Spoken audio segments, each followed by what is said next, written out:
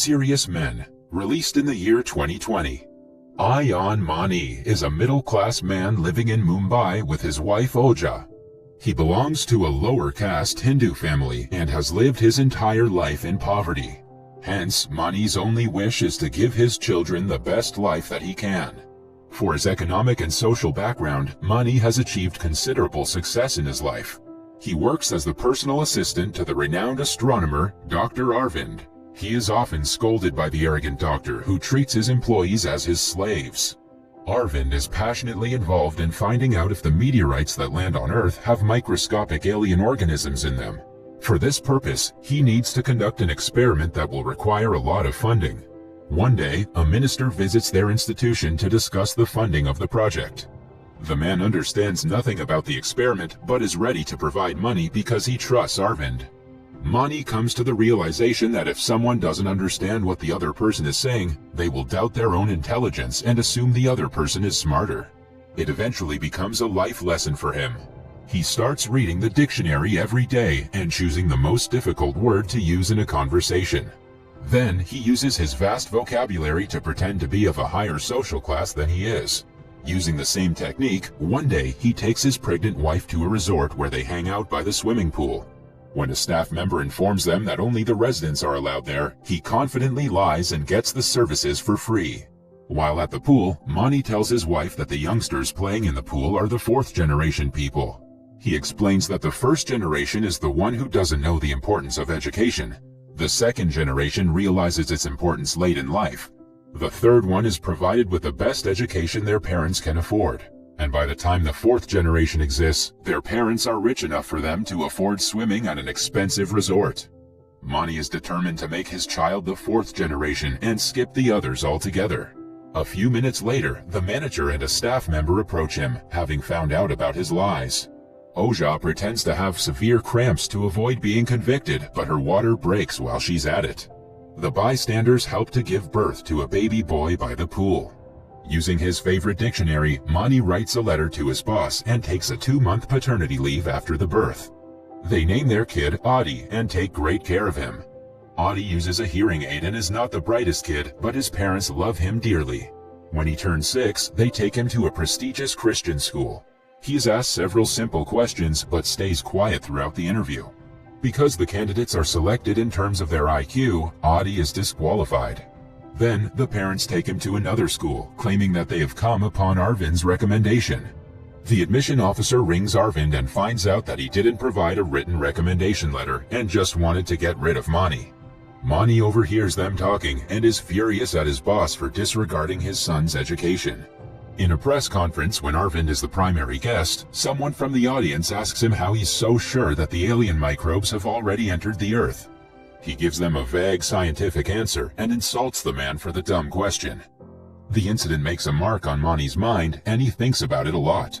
A few months later, Adi is in the classroom looking out the window. When the teacher asks him to pay attention, he in turn questions her why humans can't be injected with chlorophyll to create oxygen as a byproduct and save the Earth. Such an advanced question for a 6-year-old is uncommon, and it even leaves the teacher speechless. She asks him to come forward and solve a simple math problem, but he starts to solve it using a complex mathematical process. The teacher thinks he's trying to insult her and takes him to the principal's office. It turns out that Adi is studying in the same Christian school that rejected him the first time. He has somehow turned into a scientific genius in some months. He is now the highest-ranking boy in the class and an asset to the school. The principal calls his parents and praises the kid's intelligence. If he were to be a Christian, the school could have provided him with a full scholarship. The principal subtly tries to persuade the parents into changing their religion for their son, but Mani refuses. He shows her a book of offers that Adi has received from other schools, which makes the principal agree to all the terms and conditions. Following the meeting, Adi gets to study in the school for free. When the news about a genius kid goes around the neighborhood, a media company comes to interview him in the backward colony that he lives in. Strangely enough, when the interviewer asks follow-up questions to his complicated answers, the kid is rude to him, similar to how Arvind was mean to the reporter. The viewers eat up the story of a poor kid with no resources being smarter than most adults. Adi's popularity skyrockets after the interview. People from his neighborhood come to take pictures with him and treat him like a celebrity. Later that night, Mani goes to a local street vendor and pays him for primary school question papers. It's revealed that he buys them every semester so Adi can score full marks. Similarly, he makes the kid learn a few lines about quantum science every night. Adi recites the lines and pretends to be mad whenever someone asks him a follow-up question. That way, the father and son have been cheating everyone into thinking Adi is gifted. Even Oja doesn't know about their plan, as they've been able to keep it a secret from everyone till now. Then, we're introduced to a politician duo, Anuja and her father Keshav. They're planning to use Adi's popularity for their party's benefit. They visit Mani and ask him for Adi's help in the upcoming election. The only thing he has to do is support the projects that Anuja comes up with. After finding out that Adi will be awarded for his support, Mani agrees to let him work for them. As his first task, the kid will have to convince his neighborhood to give up their houses so the party can proceed with a redevelopment project. By the end of the project, many skyscrapers will be built in the colony, with facilities like schools and hospitals. Mani likes the idea and convinces his son to help. Adi is called to speak in front of the neighborhood during a program. Mani is on a nearby roof talking to his son through an ear implant. With his help, Adi gives a heartfelt speech and convinces the people to sign the consent form. People think he's smarter than all of them and automatically agree to whatever he says. One night, Adi's best friend and neighbor Sayali is scolded by her mother for failing in school. To teach her a lesson, the woman kicks her out for a while. Adi follows her to the terrace and promises to make her score full marks in the next exam. When Sayali doesn't believe him, he reveals that he's not actually a genius kid. He only learns whatever his father teaches him and cheats on every exam. He makes her promise not to tell anyone before separating. The following morning, Adi feels uneasy about what he did last night.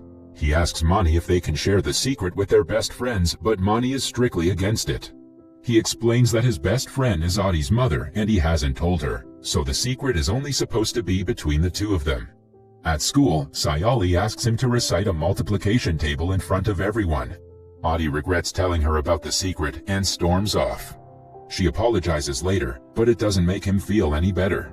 The next day, he tells his father about Sayali knowing their secret.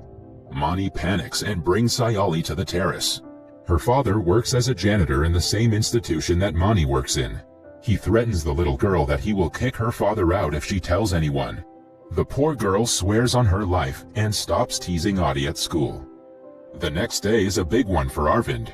His years-long research is at its climax as they've sent air balloons to the stratosphere to collect the sample of the alleged alien microbe.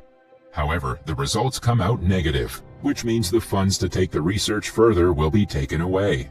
To save his reputation, Arvind makes a fake report declaring that the experiment was successful.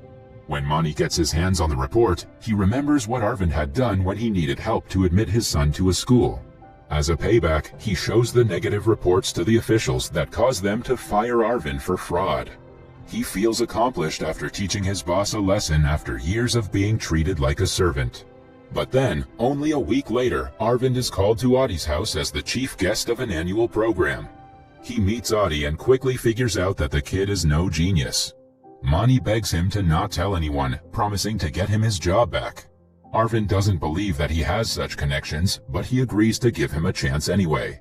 To save his son's career, Mani goes to the politician Anuja and asks her to pull some strings for Arvind. Initially, she doesn't want to get involved in something that doesn't benefit the party, but Mani manages to convince her.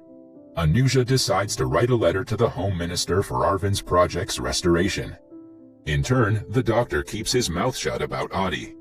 The kid has to recite another speech the next day, but he struggles to memorize it.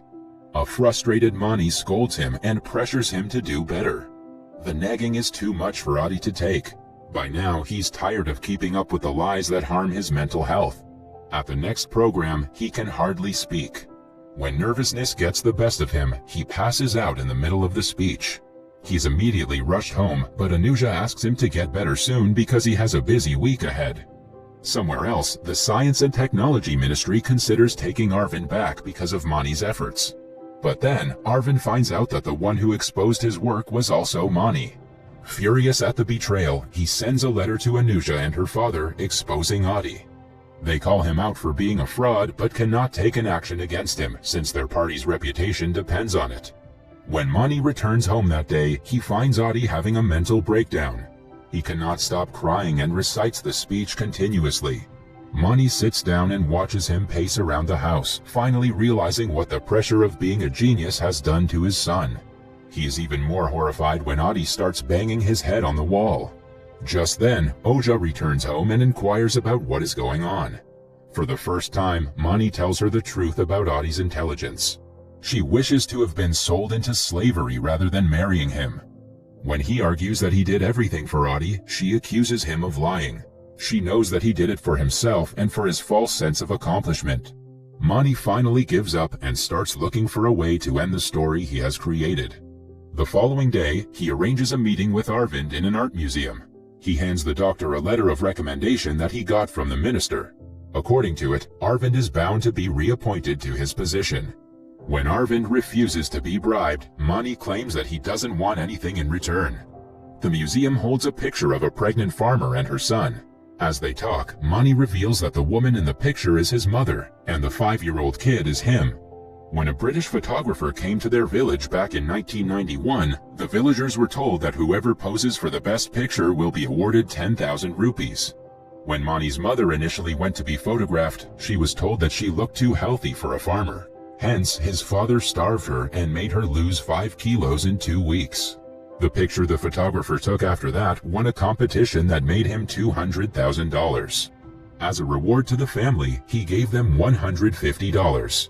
The money was enough for the family to send Mani to a school, but after being starved for several days, his mother got sick and passed away, along with her newborn son. Arvind finally understands that Mani lied for his son and his success, and agrees to help him. He stars in a TV show with Adi, where he requests the audience to let the child live his life out of the media's eyes. The plan works, and Adi no longer has to pretend to be something that he is not. His parents transfer him to a government school that they can afford without a scholarship. Adi does average in school, but most importantly, he is happy. In the last scene, we see the father and son spending time together at the beach. That was all from the video. I hope you liked it.